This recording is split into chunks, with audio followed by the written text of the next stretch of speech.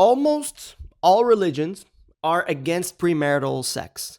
But I want to say religions are very old. And so probably at that time, having sex before marriage was not a great idea.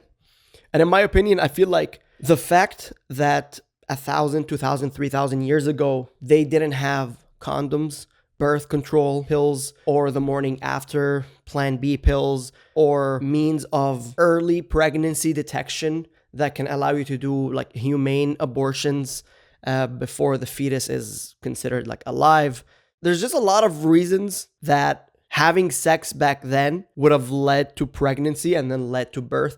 So if you were someone who didn't want to start a family and you just wanted to have sex, the chances of you creating a child that will end up without a family, maybe end up being killed or enslaved or thrown into the world without any kind of familial or communal care, was very high. And so I understand why back in the day, religions or whoever wrote these rules was like, yeah, you can't have sex unless you're planning to start a family and be a father and be a mother and take care of the child that you will most likely create as a result of having sex, because there was no such thing as protected sex back then. I don't even know if back then they had the idea of pulling out. I feel like the idea of pulling out is a modern thing. Let me actually look this up. When was pulling out discovered? I don't know. Okay.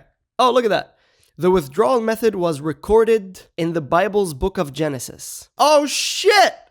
Around 1850 BC, Egyptian women mixed acacia leaves with honey or used animal dung to make vaginal suppositories to prevent pregnancy. 1850 BC, that shit is old. Okay, so they got methods.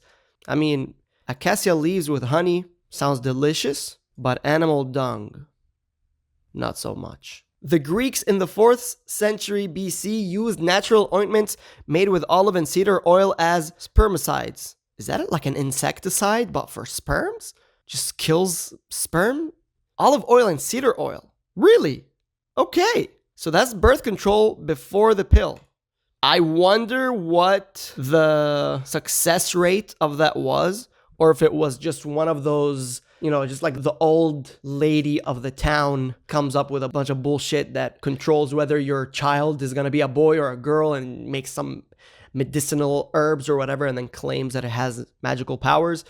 I don't know if it's one of those things or if it actually works, but anyway, so it looks like maybe people had means of preventing birth, but my guess is it maybe wasn't widely available and maybe it wasn't highly successful, and so religions were like, nah, we're not having sex unless we're committed to a family. So that's why I think religions are against it. And because religions have been against it for so long and a lot of people are religious, then societies have kind of evolved to believe that as the status quo school of thought without actually looking into why that is. So if you ask a lot of people why sex before marriage is a bad thing, they're just going to say, oh, because the Bible, or because the Quran, or because God, or because this. And they're not really going to rationalize or give a good explanation. Is sex before marriage bad? So if you look here, you're going to find our Christianity, debate religion, Christianity, ex-Christian, open Christian. See, like a lot of it is pertaining to religion. And that's what I'm trying to avoid. So I'm going to choose one that does not really talk about it from a religious perspective. Immoral, wrong, true unpopular opinion. So this one might look like it's not a religious thing. And then this one is not a religious thing. So I'm going to go here. So the title is Having Sex Before Marriage is Immoral and Wrong. That's a very strong statement. This is very unpopular. I stand by this, and I believe this is something that should only be between husband and wife married. It also is a sign of someone's lack of self-discipline. We have a morality crisis, and the mass acceptance of this even casually happen within a few dates in society is horrendous. People need to go back to when they waited for marriage to have sex. 1. It's immoral and wrong. These are very strong words that should probably be avoided for a lot of things that can't objectively be measured. So it is immoral. I don't know about that. 2. Wedlock and casualizing of sex, which indirectly makes more immoral things like porn acceptable, which leads to self-destructive behavior. I can somewhat attest to that. I think watching porn or having casual sex creates a lot of noise in the mind, unnecessary noise, which makes you seek out these things more. And then maybe you can't focus as much, or you can't be as tunnel visioned in one thing because you're always distracted with these little thoughts wanting to do the thing. So maybe that kind of makes sense. A lot of serial killers like porn. I don't know what that means. A lot of people like porn. Most people like porn, I would argue. I think regardless, I lived in a lot of places. I think regardless of the backgrounds, the cultures, the religions, most people like porn. It's just a natural thing that we're attracted to. So I don't understand what the fuck this means. Unwanted babies. Yes, there are contraceptives, but things still happen. That is an issue. And obviously, the idea of someone who has sex and then accidentally has a baby and then doesn't want anything to do with the baby is a problem. I don't necessarily think that having a single parent is a bad thing. A lot of people are raised with single parents and they still turn out to be great people. And a lot of people are raised with both parents and turn out to be horrible people. I don't think the idea of having two parents is necessarily the recipe for a successful upbringing, because there's a lot of factors that go into it. So yes, unwanted babies, well, I wouldn't say unwanted, but accidental pregnancies are, I would personally like to avoid them, but there's nothing like inherently wrong with that in this day and age. Sex is something that can strengthen your bond with your partner, not something to pass off so casually to everyone. It makes it a lot more meaningful and loving. That is understandable if you go around and you tell everyone around you, I love you, I love you, I love you, I love you, all the strangers and all the people that you barely know. And then the people you love, the word I love you loses a lot of its meaning. And so it kind of makes sense that sex should hold some kind of value, unless you want to view sex as just like a pleasurable thing, like going out and eating dessert or eating something really delicious or doing an activity that really excites you. If you want to view sex as a pastime activity that you just have fun with, then maybe it doesn't matter who you do it with. But if you want to view it as something that's more sacred, that's more valuable, then maybe it should make sense to limit it. But not only limit it, but wait for the right time. As in, when you are dating someone, you don't say the words I love you until you're like actually sure about it. And that probably takes a while for it to happen. Like, it starts with being interested, it starts with being attracted, it starts with liking them. And then you say, I love you, and it takes a while. And maybe sex should be built up to the same way if we want to assign it some kind of special value. Lust. I've been in that boat, and lust is cultivated by doing immoral things like this. Immoral things is so vague. I feel like people who use big words like immoral, wrong, they have a very closed idea, and I feel like it's not very self-aware to say, or aware in general, to make such absolute statements, because the only reason you think a certain way is because of your upbringing. Someone else's upbringing might not give them the same perspective. And so by realizing we all have perspectives, the way we see things are purely based on perspective, will allow us to not say things like immoral and wrong. I feel like it should be more of an opinion-based thing as opposed to casting absolute judgment like that. STD. These are actually unsafe, and disease like these wouldn't spread so much if we just kept it to our spouses. Okay. That makes sense. Logistically speaking, the more people have sex with other people, the higher the chances of transferring STDs and some kind of epidemic happening, or just the faster widespread of sexually transmitted diseases. So just logistically, that makes sense. If everyone was keeping sex to the people that they are committing to long term, chances of STDs spreading like wildfire is much less. That just makes sense. So, I mean, there's good points. Points are not entirely unreasonable. Here's my take on it. There's a few layers to a relationship. Mental compatibility, physical compatibility, and if there's spiritual compatibility as well. These three things, the more aligned they are, the more likely the relationship will be healthy and successful and lasts for a long time. It's not a guarantee, but it's just more likely. But here's what I will say. Physical needs affect the mental clarity. If you ever noticed when you're very horny, your disgust levels drop. your common sense is not really there. You're not as sharp. You're not as critical. You're not as intelligent. You can't really process things as much mentally. That's when you're like really horny, when the lust levels are high, when the physical attraction is high. You're not really fully there. That's just natural. So in my opinion, the most important aspect of a relationship is going to be mental compatibility. Long-term relationships are not possible without mental compatibility.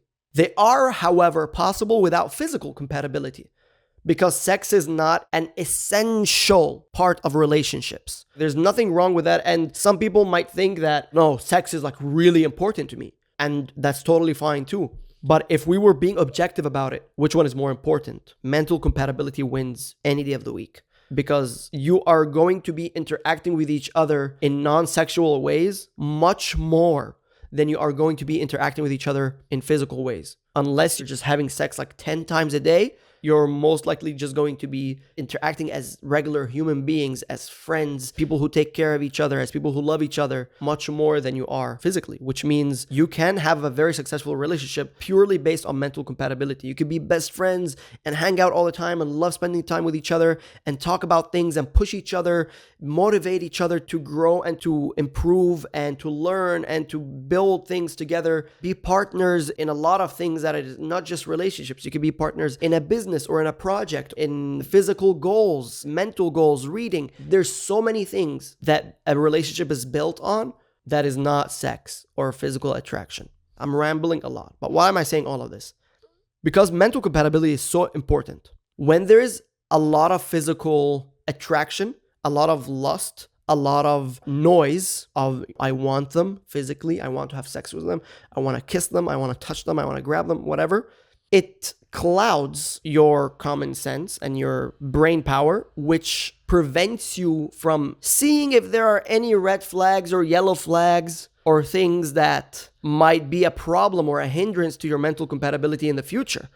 So if you're early in a relationship, first couple of weeks, first couple of months, and you're just going crazy on the sex part, you might be overlooking a lot of things because you just want to have sex. The chances that you and your partner are going to go through a lot of mental and relationship obstacles within the first few months is slim to none. That's like the honeymoon phase. You start seeing problems when you're very used to that person, you're very comfortable with each other, and it's been a long time, and maybe within 5-6 months to a year, you start seeing things that could actually break the relationships, right? And that's why most relationships won't let me look this up. Average relationship length. So the average, I don't know how true this is, the average relationship length was almost 2 years. Just based on this one line. The average relationship length is almost 2 years. So real problems that can put your relationship to the test is not gonna arise until at least 6 months into the relationship. Until then, I think it's better to hold off on, honestly, any physical connection. This is not a religious point of view. To me, this is purely based on whether I think this helps the relationship be stronger or not. I'll give an example. If you and your partner have sex a lot and you're very attracted to each other, every time you see each other, you just want to jump on the person and you have a fight. Your partner is like bringing up things that you did and you're angry or whatever, but like you're really attracted to the person. There's a very high chance that you are going to brush off the problem and then you're like, oh, fuck, but the sex is good. Okay, I'm sorry. Like, I'm not going to do that again. But you don't really think about it. Like, you're not really looking at the problem objectively simply for the fact that you want to have sex later or you want to keep on having the sex, which is very understandable. But if this keeps happening enough times, you will not have built a strong enough connection that will allow you to last long term because you weren't really continuing the relationship for the fact that you are improving yourself mentally, but you were continuing the relationship because you just wanted to continue having sex with that person or because you were just comfortable with that person physically. You're not really seeing things clearly because you're in a comfort zone. And I feel like we could keep accepting yellow flags or red flags simply for the fact that the sex is too good. And then a year later, maybe when the physical connection is not as strong, then these problems come up again because you haven't spent a lot of effort to resolve these issues, and you weren't never really in the relationship entirely for the person, but partly for the sex. And now, because you're not as horny and you're not as lusty, you're seeing these things for what they are and you're processing them better. Because you're seeing things clearly, you're going to be like, yeah, this relationship is not for me. Ah, fuck. Yeah, that's not going to work out. This is not going to work out. I'm sorry. And then you leave them and you move on to the next person who most likely will continue that same cycle. That's one thing. And the second thing is that if we have a relationship that hasn't been going on for a long time, and you're with someone and it's very early in the relationship, we haven't established a strong foundation or a strong connection or bond, a good communication basis, and then we have sex, and there is a problem with the sex, whatever that problem is, but there's a problem regarding the sex that maybe turns you off from the person or from the relationship. If the foundation is not there, it might be awkward to bring something like this up with the person, and it might be easy to cast judgment on the entire relationship because you don't know the person that much, and hence you don't know why that problem is there. And because it's weird to talk about it, because you haven't established a connection with them or a communication basis with them, it's easy to then judge the entire relationship based on that problem and maybe project it on the relationship and feel like, oh, well, this is never going to change. And so it entirely ruins the relationship in your eyes, or partially, or participates in dissipating the relationship itself. On the other hand, if the relationship was strong, if there was a strong communication, if there was a good bond, then if that issue came up, it would have been easy to bring it up, to discuss it, to talk about it, because that foundation is already there. And we could have easily either understood the problem or found a way around it or fixed it. But now, because we were doing this early in the relationship, we didn't have the means to communicate about it. And we had a lot of room to doubt the relationship itself. And then we could possibly take a decision to end the relationship that could have been a great relationship.